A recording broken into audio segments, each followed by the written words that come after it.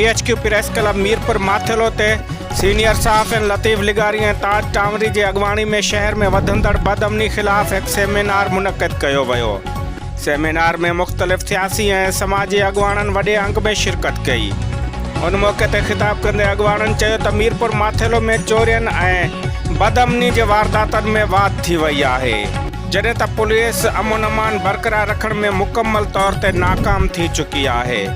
उन्हनि मुतालबो कयो त फौरी तौर ते शहरियुनि खे तहफ़्फ़ुज़ फ़राहम कयो वञे ऐं ॾोहनि ते ज़ाब्तो आंदो वञे। उन मौक़े ते बदअमनी ख़िलाफ़ 7 रुकनी कमेटी जोड़ी वई, जंहिं तहत शहरियुनि खे अमन फ़राहम करण लाइ आवाज़ उथारियो वेंदो।